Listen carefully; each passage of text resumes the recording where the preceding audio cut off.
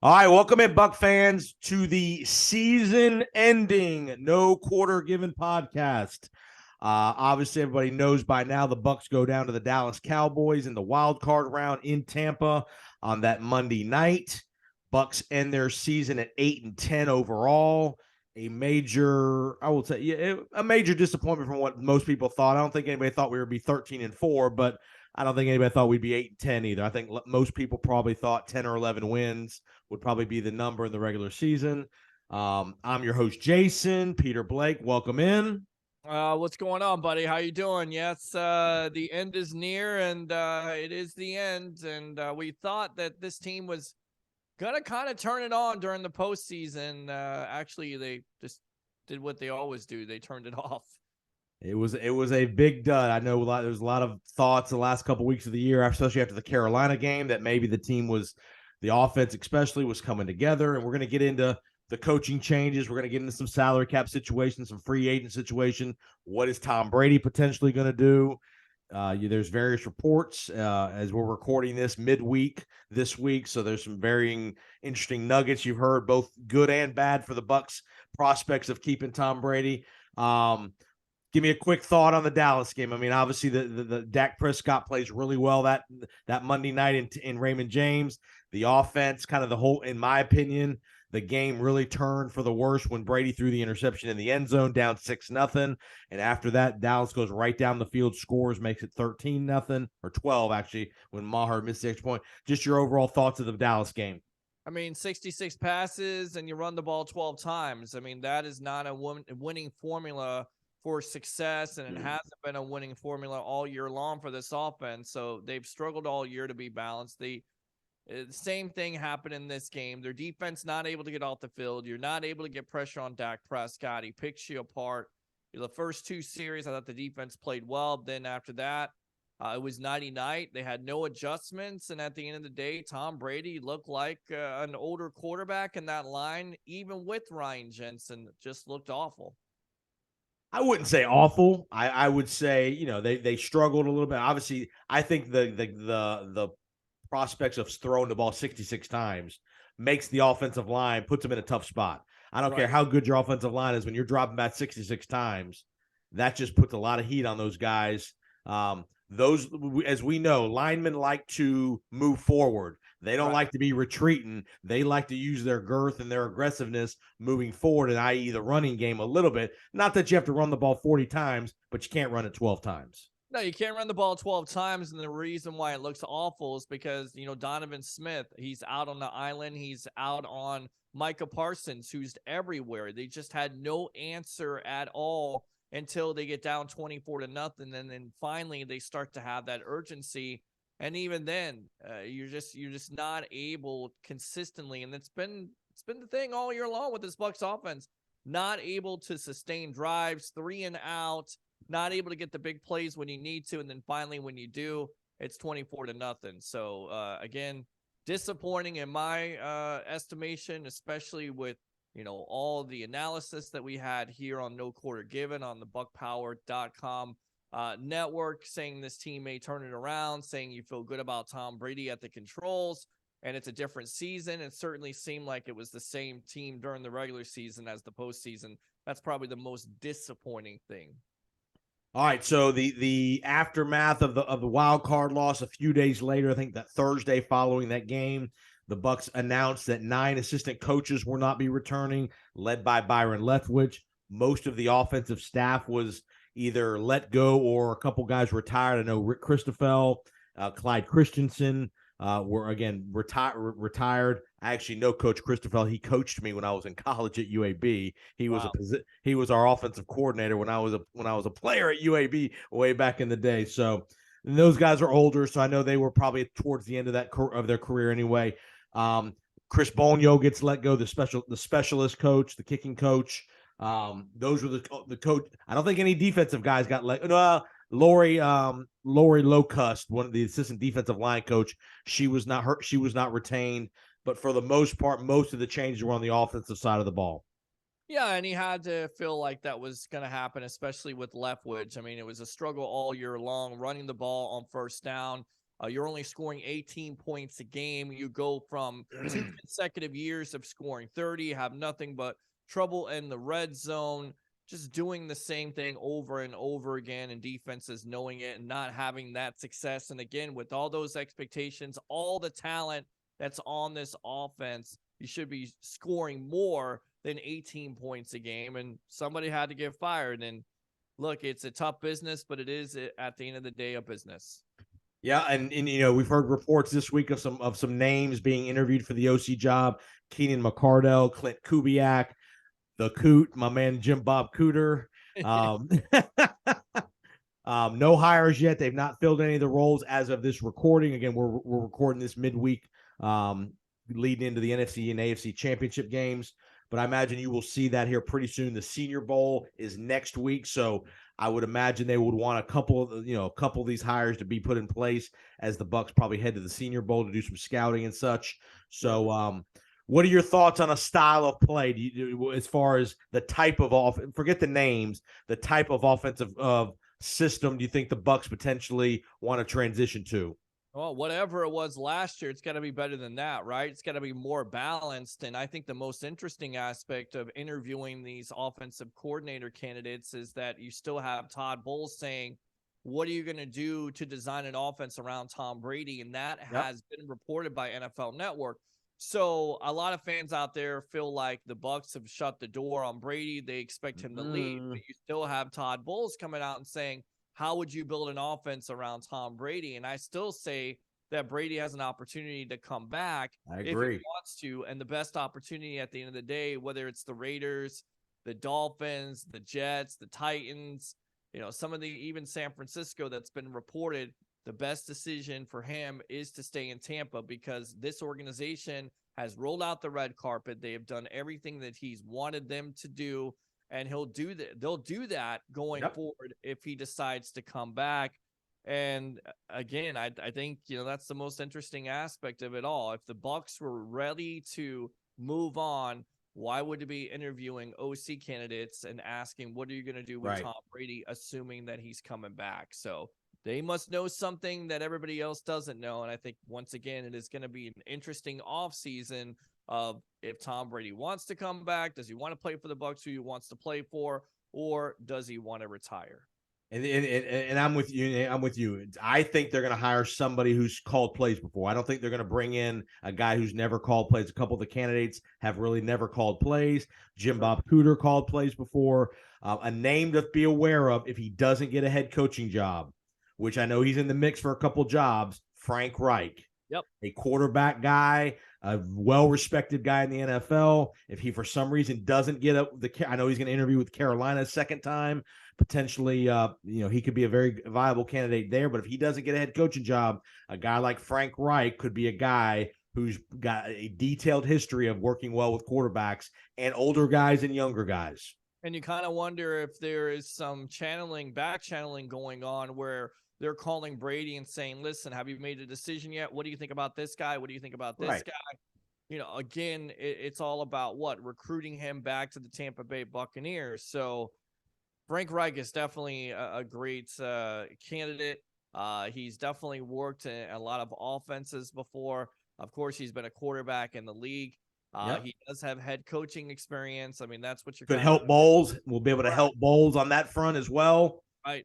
And then also, I hope that history doesn't repeat itself, but let's just say Todd Bowles doesn't necessarily work out, much like Lovie Smith back in the day, and then you hire Dirk Cutter. Right. I mean, is that an opportunity where Frank Reich gets an opportunity to coach? A lot of people would say Todd Monken. Well, why would Todd Monken leave Georgia for the Bucs? Because he may be up for a head coaching job, not necessarily just an OC job with the Tampa Bay Buccaneers, unless you feel like you actually have an opportunity to take the job from Todd Bowles. And again, not looking in my crystal ball and saying Todd Bowles is going to fail, but I have my doubts. You wonder. Right. I do. No doubt. Interesting comments out of Bruce Arians this week. He kind of voiced his displeasure publicly about the Bucs letting those 9 coaches go. Again, most of those guys were Bruce Arians guys from his staff. So I think it's interesting to see that is Todd Bowles kind of separating himself a little bit from Bruce Arians? Because if you're Todd Bowles as the head coach, you got to think, if I'm going to go down with the ship, I at least want to have some of my guys here. And most of the defensive guys are Todd's guys. And you got to think, if you're Todd, if I'm only going to make it, if next year doesn't go well, he's in big trouble. So if next year's not going to go well, at least have it not go well with his guys on the offensive side of the ball. Yeah, no, absolutely. And this seems like it's not just a Jason Light decision. It seems like it could be a Glazer decision. Right. At the end of the day, they're giving him an opportunity to have his own staff. We'll see how that works out. He didn't get that opportunity. To be fair, he's had BA guys. So now he's getting the opportunity to hire his own staff.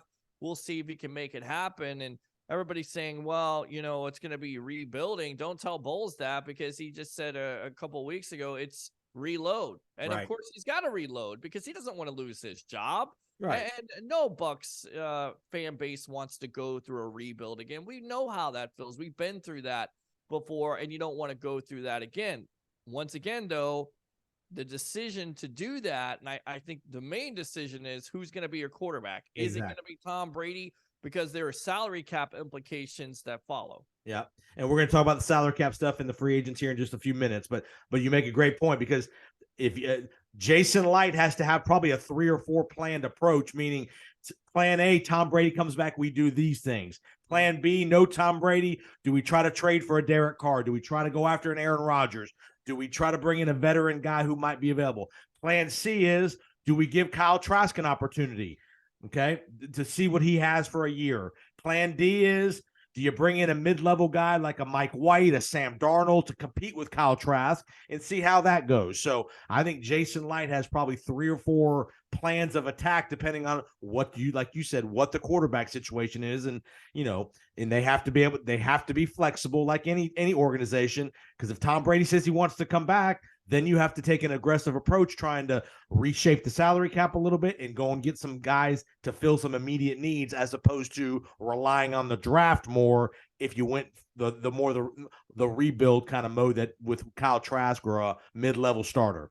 Yeah, no, absolutely. And there was a crazy name mentioned today, a crazy team that was associated with Tom Brady, the Detroit Lions. Mike Florio was mentioning that. What if he goes back home and is the starter for the Lions, who are an upcoming team? Then at that point, Jared Goff is out there. So, right. Bucs fans, would you want a Jared Goff? I mean, I don't think it's an upgrade over a Tom Brady per se, but the way Goff played last year, played really well. Stretch played very well. So if that's, one of your targets, and of course, you don't want Tom Brady to go to another team because, again, cap implications. And that's, to me, that's the most important, because if you have that big time cap implication, you're in big trouble. And there's going to be some quarterbacks out there, some veteran guys. We know Derek Carr more than, it's starting to appear that Aaron Rodgers could be had in trade discussions, which then that creates another domino. Guy like, and again, a guy that I'm going to bring up, if New York makes a big move for one of these guys,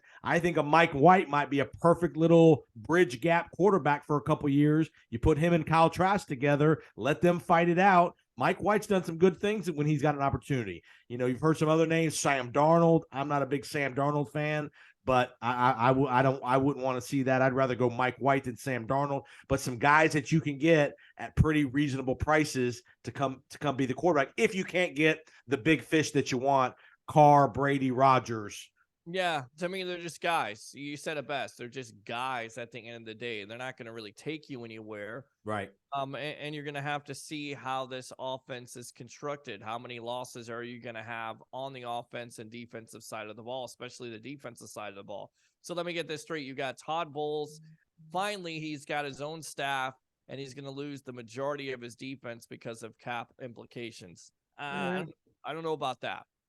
Well, and we'll get to. All right, let's give me a thought on position groups that needs the most attention in your mind. What position group on the team needs the most offseason attention, whether it's through the draft and or free agency? I mean, both lines at the end of the day. I mean, the offensive line, you're going to have to figure out what you're going to do with Donovan Smith. He has a big-time cap hit. He also was not the best player on this team, whether he was dealing with an injury, most penalized player in the league. So you have Yep. to figure that situation out because the line definitely lacked. He took a step back. I'm going to say the defensive line for me is number one because if you don't have a pass rush in this league, we don't know what the status of Shaq Barrett is. We hope he comes back, but that's an Achilles injury. That's a bad injury. You have no legit pass rushers. Vea is a good interior guy, but he's not a 10 sack a year kind of guy. Shoyinka's not done really. I mean, he's been up and down. They need some pass rushers, in my opinion, is the number one segment of this position group that needs the most attention.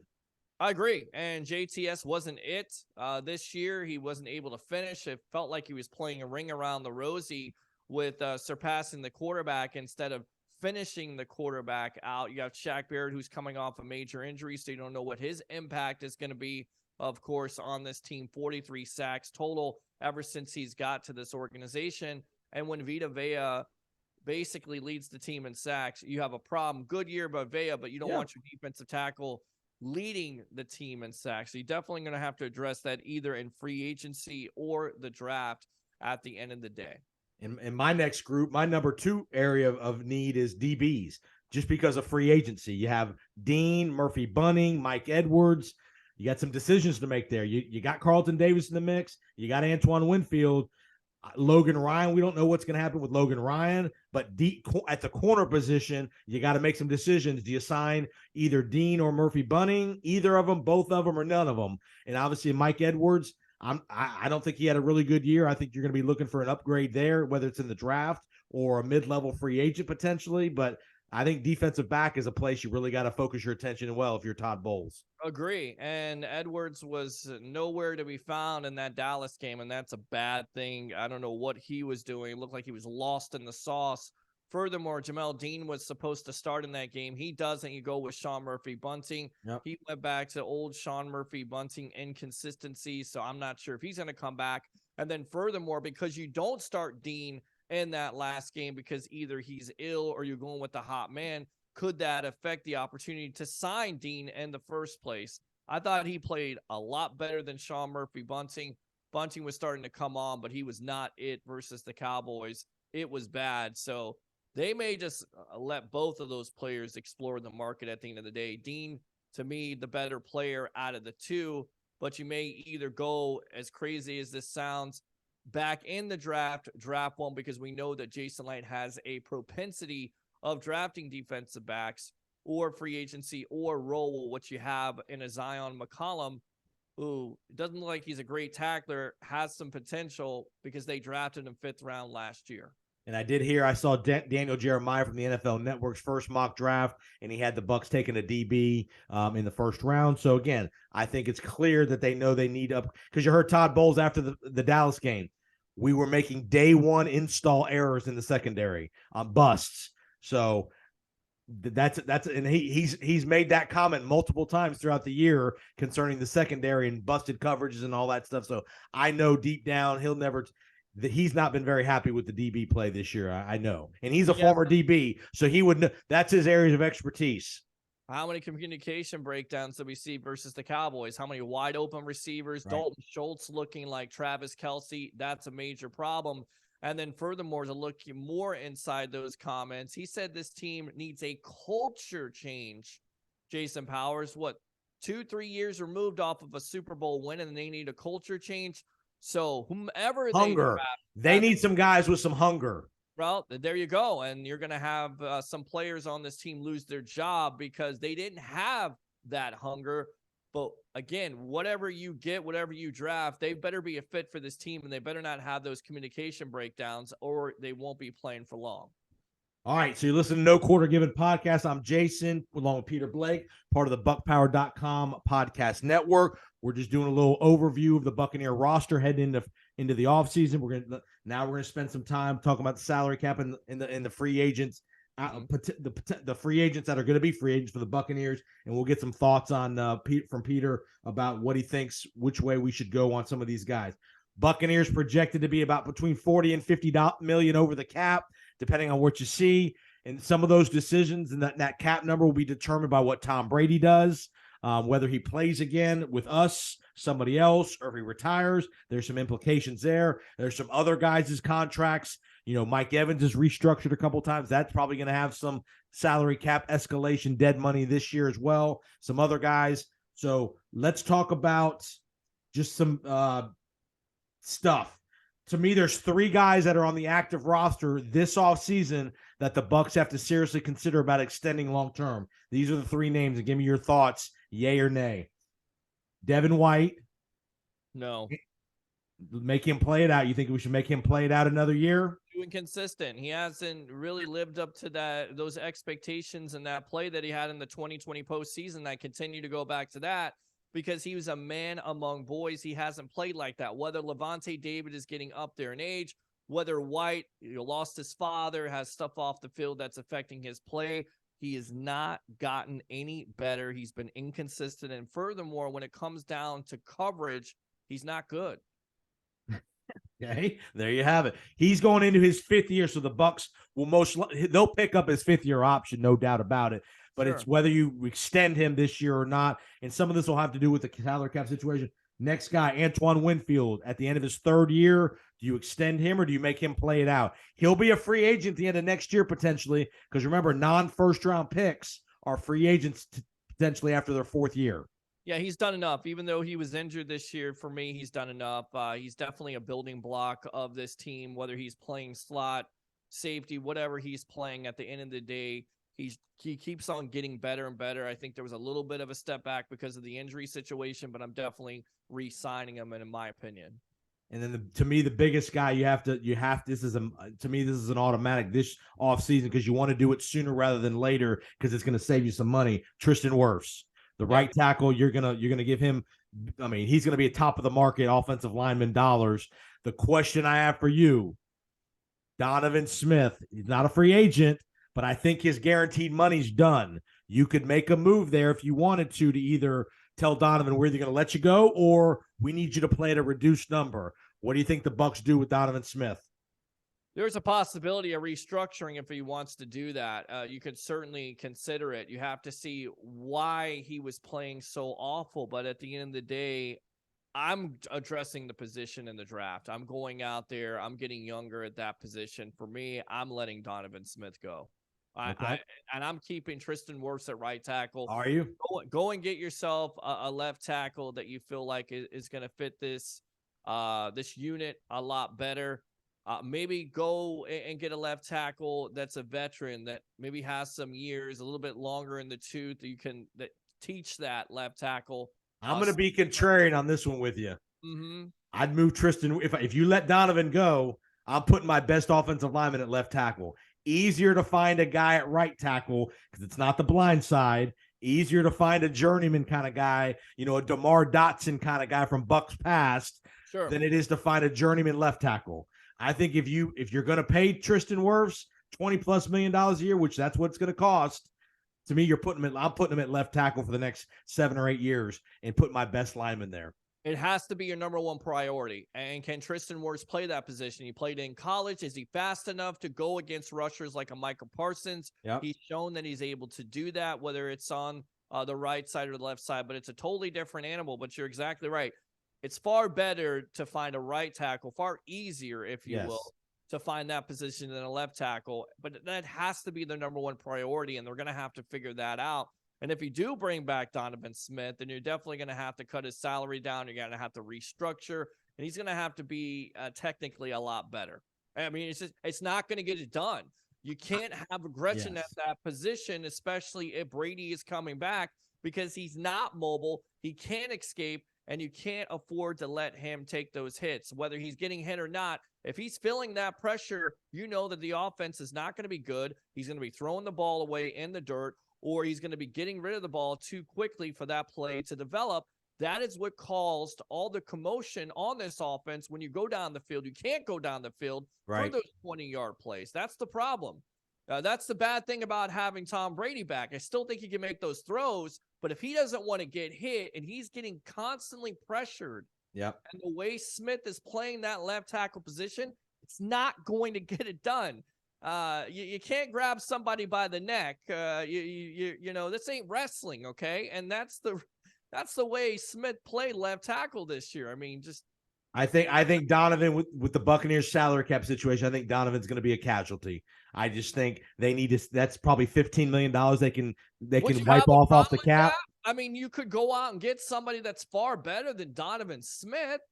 And again, he's had a good career for the Bucs. We're not trying to kill Donovan, but at this stage of his career, for what he's making potentially next year, I think you either have to tell Donovan, "Hey, Donovan, if you're making 15 million or 13 or whatever the number is, we need you at 7 or 8 for and down to because you can't afford to pay Donovan another 15 and keep him on the roster with the salary cap situation you're in, and having to sign Tristan Wirfs." Right, you're putting somebody in the neck lock, and you got your hands all in their neck, and you're pushing them down the ground, pulling them down. But this is not going to work, and it's killed this offense all this year because of those critical penalties at critical times. I mean, how many touchdowns can you wipe off the board? One that comes to mind that completely changes the momentum of the game, and that's the San Francisco 49ers. Right. And you can see the film this week from NFL Films, how he's looking off to the side. Tom Brady's trying to fire that unit up, and he's just looking off to the side. Of course, he gets the penalty where you complete the long pass to Mike Evans. I'm not saying it's all on him, but he's a big part of it, and he was a big part of it all year long. And the consistency part is Donovan Smith at a critical time where the Bucs needed a big play and had that big play was called back for some stupid stuff.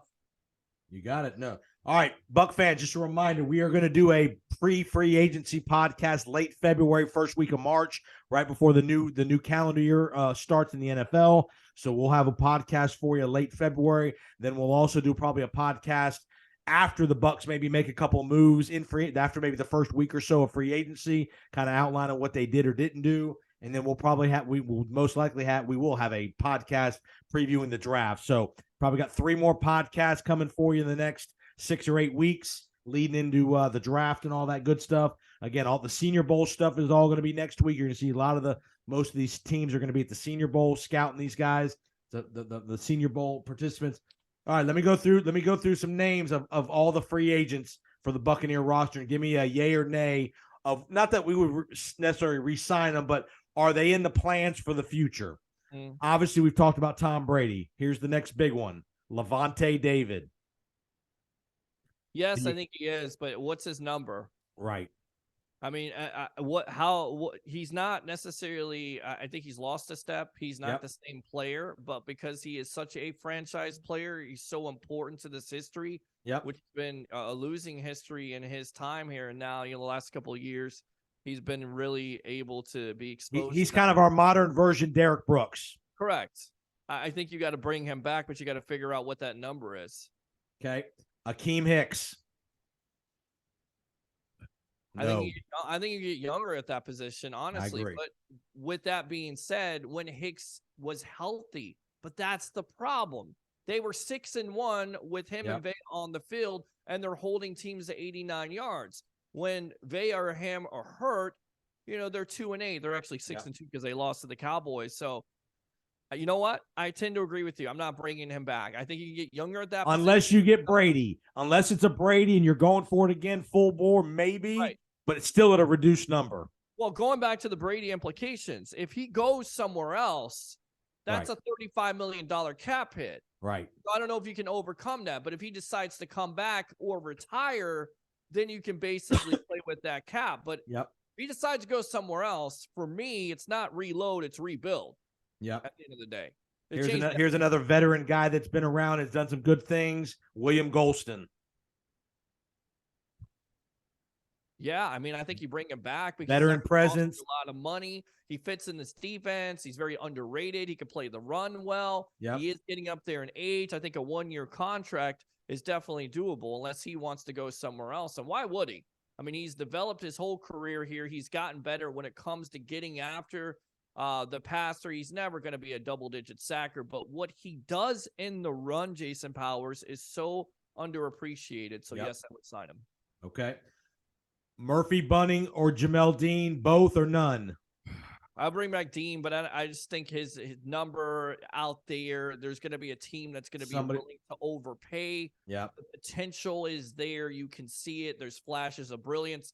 To me, besides Carlton Davis, he probably was your best corner last year when Carlton Davis was hurt.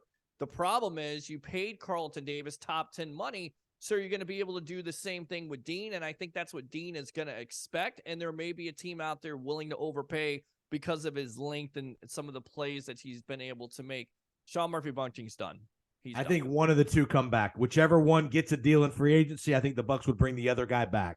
Don't be surprised if they decide to turn the page and go with a Zion McCollum, or they try to again get somebody in the draft, and they're basically done with both, because I feel like Dean, there was a reason why he didn't start, whether you're going with the hot hand or not. And if you're Jamel Dean, do you really want to come back to that situation when you're in the biggest situation of your career, the start, and basically the coach benches you because either he's going with the hot hand or you're ill or he doesn't have enough confidence in you? I think they may turn the page on both. Here's an interesting one for you. A guy that played pretty decent when he got an opportunity. He got injured early in the season. Aaron Stinney. Yeah, I think you could bring him back because he was hurt, and there's so much uncertainty there as a depth piece. He may also compete for a left guard spot. So, yeah, I definitely think you can bring him back. And then you look back at when Kappa was hurt during that Super Bowl year, he was able to beat. So, I definitely think you can bring him back. Yes. All right, Logan Ryan. No. I think that may depend on Tom Brady. I think if Brady signs a guy like Logan Ryan, who he knows probably would be back, at a reasonable cost. So I'm with you. I think if that will be a Tom Brady determination there with that. He's not going to break the bank. He's a veteran presence, right? Yeah, and he's not going to command a lot of money, right? Here's a guy that actually did some decent things. Again, he got hurt, showed a little bit of flash with some pass rush. Jannard Avery. I think you got to bring, again, some of these guys are special teamers too. So you got to have it. You can't get rid of 30 guys. You got to keep some of these guys that are depth and role players and special teams kind of guys. And Avery did show a little flash from time to time, some pass rush ability. You got to have probably 15 to 18 new players on this team, but you're exactly right. That's one of the players that could be a depth piece. He's not going to cost you a lot. So what did you see with him on film? Did you see some potential? Yes, you could bring him back at a small deal. Yes. Okay. Mike Edwards. No, gone. See you. I'm with you. I don't think they're going to pay him. Here's an interesting name, a guy that's shown flashes and is a really good role player. He may not be. He's probably never going to be elite. Anthony Nelson. Yeah, I bring him back. Again, he showed flashes depending on if there's a team out there. If there's a team out there willing to overpay, then you're not going to overpay for him. But if you can bring him back at a manageable deal, yes, he comes back in a Bucs uniform. And here's two more names for you. Nick Leverett. You're potentially your right now starting left guard today. Or do you make the decision we're going with Luke Gedeke at left guard moving forward, into year two? I'm definitely bringing back Leverett and having a competition between him, Gedeke, and of course Aaron Stinney. And here's the value with Leverett. He can play center, he can play guard, so he's got some versatility, and he's been a good solid role player. And when he did get a chance to start, he did okay. He wasn't all pro, but he wasn't bottom 5 in the league either. So he was a middle of the road guard. And again, he's relatively inexpensive from a cap perspective. And that's what the Bucs are going to need, is they're going to need guys that are mid-level kind of salary situations. A lot of those kind of guys. What if you went like this? What if you got rid, and I'm just thinking out loud right now, Donovan Smith, you go with Tristan Wirfs or your plan at left tackle, and you go with Luke Gedeke. Or Hainsey could play guard too. Right. Well, you could go with Gedeke outside because he was a right tackle in college, wasn't he? Tackle could that be the plan? Could be. His play on the field needs to get better. And he was a rookie. So again, we're not gonna make a full career judgment. And I'm trying to think now, if you go with the left tackle as a rookie, you better get somebody that is not playing like a rookie. You got to get somebody who plays like Tristan Wirfs, which, it's tough to do. Tristan Wirfs that year when he came in, that was a Super Bowl year. He solidified that right tackle spot. Right.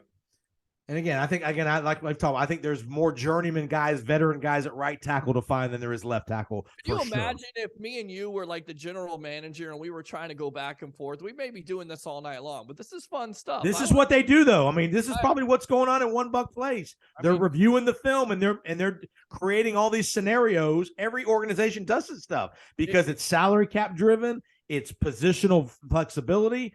If you don't think these conversations are happening, fans, in these organizations, in these meeting rooms every day, this time of the year, this is what they're doing.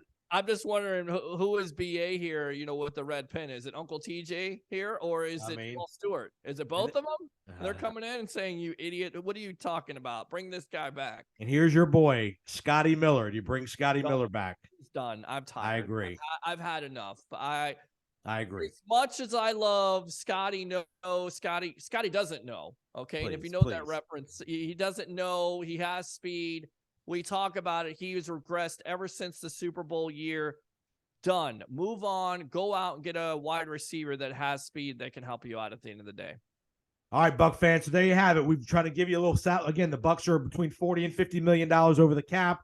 As free agency nears, you'll hear some more finite numbers exactly. Once Brady decides what he's doing, that'll affect things. So again, you'll get further updates on the salary cap situation. But the Bucs have some serious decisions to make. There's going to be some veteran guys that maybe a one or two surprises that we're not thinking of that maybe won't be Buccaneers next year. So you didn't say Julio Jones. I know you want to get to that. He ain't back, bro. What about Odell Beckham Jr. to replace him if he's healthy, not on a plane? Somebody's going to pay Odell. That's the problem. Somebody's going to pay. Really? You need to draft a speed guy in the draft. That's where you got to get the speed is in the draft. A guy from an Jigba from Ohio State, one of those kind of speedsters. That's where you're going to get the speed. I think you're not bringing in Odell Beckham because that's going to be a big number. I'm just saying, knowing Tom Brady, if he wants to come back to this team, again, depending on what Brady does, could affect those kind of things. Correct. I agree. Really? I think you'll see Suckup gone. I know he's not a free agent, but I think you'll see Ryan Suckup not here. I think you'll see a cheap kicker and all that stuff. So, Buck fans, appreciate you listening. Remember, No Quarter Given podcast. We're on all the podcast networks. If you haven't already done so, click the subscribe button. Go to my YouTube channel, Jason's Power Sports channel. You can watch this interview. Peter, quickly tell us where they can find you. Quickly. Sports Web on YouTube. Bring your passion, bring your excitement. Just don't bring any nonsense. All right, Buck fans, we will see you here in a few weeks as we lead into free agency. Appreciate you finding us, and we'll see you next time on the No Quarter Given podcast. Have a great week.